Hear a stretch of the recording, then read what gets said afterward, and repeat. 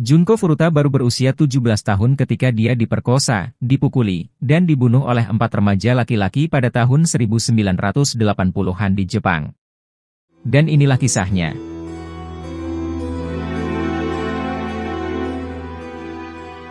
Junko Furuta lahir di Misato, Saitama, Jepang pada 18 Januari 1971. Junko adalah gadis normal.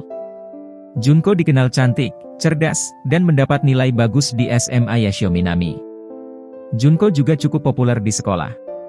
Tapi semuanya berubah pada November 1988. Di sekolah Junko ada murid bernama Hiroshi Miyano yang dikenal sebagai pengganggu murid-murid sekolah. Hiroshi juga sering membual tentang hubungannya dengan Yakuza. Menurut teman sekelas Junko, Hiroshi sebenarnya naksir kepada Junko. Pada suatu hari Hiroshi bertemu dengan Junko. Lalu Hiroshi langsung menyatakan cintanya kepada Junko. Mendengar pernyataan Hiroshi, Junko dengan sopan menolaknya. Jawaban Junko membuat Hiroshi marah karena ditolak Junko, karena menurut Hiroshi belum ada satupun perempuan yang menolak cintanya. Apalagi setelah perempuan yang dia suka sudah pada tahu kalau Hiroshi banyak teman-teman Yakuza. Beberapa hari setelah penolakan, Hiroshi dan temannya Minato berkeliaran di taman lokal di Misato. Mereka memangsa wanita yang tidak bersalah untuk diperkosa beramai-ramai. Hiroshi dan Minato memang ahli dalam menemukan target yang bagus. Sekitar pukul 8.30 malam, mereka melihat Junko sedang melintas dengan sepedanya. Saat itu Junko sedang dalam perjalanan pulang dari pekerjaannya. Lalu Minato menendang Junko dari sepedanya dan langsung terjatuh. Kemudian tiba-tiba muncullah Hiroshi yang berpura-pura peduli dan menolong Junko. Setelah membantu Junko berdiri, Hiroshi bertanya apakah dia ingin ditemani pulang. Tanpa rasa curiga Junko pun menerimanya. Saat dalam perjalanan, Hiroshi merayu Junko untuk berjalan-jalan sebentar sambil ngobrol. Lalu sampailah mereka ke sebuah gudang yang telah lama ditinggalkan pemiliknya dan hal buruk pun terjadi malam itu. Hiroshi langsung memperkosa Junko. Hiroshi akan membunuh Junko jika berteriak.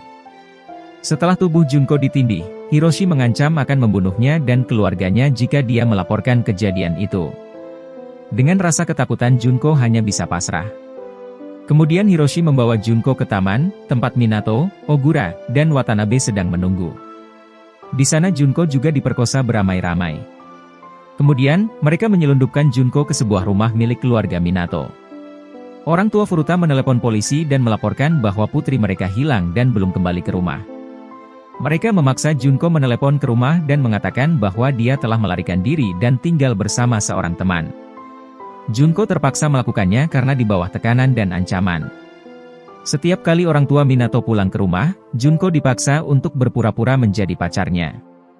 Akhirnya orang tua Junko pun menyadari bahwa ada sesuatu yang tidak beres kepada anaknya. Sayangnya, ancaman Yakuza yang mengejar mereka cukup membuat mereka diam, dan selama 44 hari, orang tua Minato hidup dalam ketidaktahuan yang mengkhawatirkan tentang kisah horor kehidupan nyata yang terungkap di rumah mereka sendiri. Selama 44 hari, Junko diperkosa lebih dari 400 kali oleh Hiroshi dan teman-temannya, serta anak laki-laki dan laki-laki lain yang dikenal keempat penculiknya. Sambil menyiksanya, mereka akan memasukkan batang besi, gunting, tusuk sate, kembang api, dan bahkan bola lampu yang menyala ke dalam vagina dan anusnya, menghancurkan anatomi internalnya, yang membuatnya tidak dapat buang air besar atau buang air kecil dengan benar. Ketika mereka tidak memperkosanya, para kampreto memaksanya melakukan hal-hal buruk lainnya, seperti memakan kecoak hidup, masturbasi di depan mereka, dan meminum air kencingnya sendiri. Tubuhnya yang masih sangat hidup pada saat itu, digantung di langit-langit dan dipukuli dengan tongkat golf, tongkat bambu, dan batang besi. Kelopak mata dan alat kelaminnya disundut dengan rokok, korek api, dan lilin panas. Dan siksaan itu tidak berhenti sampai Junko mati.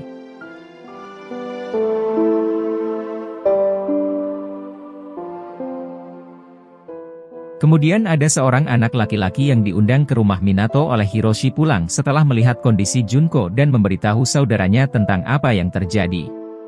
Saudara itu kemudian memutuskan untuk memberitahu orang tuanya, yang kemudian menghubungi polisi. Pihak berwenang muncul di kediaman Minato tetapi diyakinkan oleh keluarga Minato bahwa tidak ada gadis di dalam rumah mereka. Jawaban keluarga Minato cukup memuaskan polisi, dan polisi pun pergi. Saat ada kesempatan, Junko sendiri yang menelepon polisi, tapi sayangnya Junko ketahuan sebelum dia bisa mengatakan apa-apa. Ketika polisi menelepon kembali, Hiroshi meyakinkan mereka bahwa panggilan sebelumnya adalah sebuah kesalahan dan pihak berwenang tidak pernah menindaklanjuti lagi. Para kutu kampret kemudian menghukum Junko karena menelpon polisi. Lalu mereka menyiram kakinya dengan cairan korek api dan membakarnya. Pada tanggal 4 Januari 1989, para penculik Junko Furuta akhirnya membunuhnya. Para kampreto diduga menjadi marah ketika Junko memukuli mereka dalam permainan mahjong dan para kampreto menyiksanya sampai mati. Setelah kampreto itu tahu jika Junko mati, mereka pun ketakutan. Mereka takut dituduh melakukan pembunuhan. Kemudian mereka mencari drum. Setelah menemukan drum, tubuh Junko dimasukkan ke dalam drum berukuran 55 galon, lalu mengisinya dengan beton, dan menjatuhkannya ke truk semen. Dan untuk sementara, mereka mengira mereka tidak akan pernah tertangkap. 2 minggu kemudian, polisi menangkap Hiroshi dan Ogura atas tuduhan pemerkosaan beramai-ramai. Selama interogasi Hiroshi, polisi menyebutkan penyelidikan pembunuhan terbuka. Hiroshi percaya bahwa pihak polisi merujuk pada pembunuhan Junko Furuta dan Ogura pasti telah mengakui kejahatan tersebut, lalu entah angin dari mana Hiroshi menyerahkan diri. Hiroshi mengakui jika mereka telah membunuh Junko dan memberitahu polisi di mana mereka dapat menemukan tubuh Junko. Mendengar pernyataan Hiroshi, polisi pun kaget dan langsung membuka kasus, mencari bukti dan menangkap 4 kampreto yang terlibat dalam pembunuhan Junko. Tetapi terlepas dari segunung bukti yang memberatkan mereka dan penyiksaan mengerikan mereka terhadap Junko Furuta, para kampreto pembunuh menerima hukuman yang sangat ringan. Hiroshi Miyano dijatuhi hukuman 20 tahun, Shinji Minato menerima hukuman 5 hingga 9 tahun, Jo Ogura dijatuhi hukuman 5 hingga 10 tahun, dan Yasushi Watanabe menerima hukuman 5 hingga 7 tahun. Karena mereka remaja pada saat pembunuhan Junko, masa muda mereka dikaitkan dengan hukuman ringan yang mereka dapat. Meskipun diyakini secara luas bahwa hubungan mereka dengan Yakuza juga ada hubungannya dengan itu.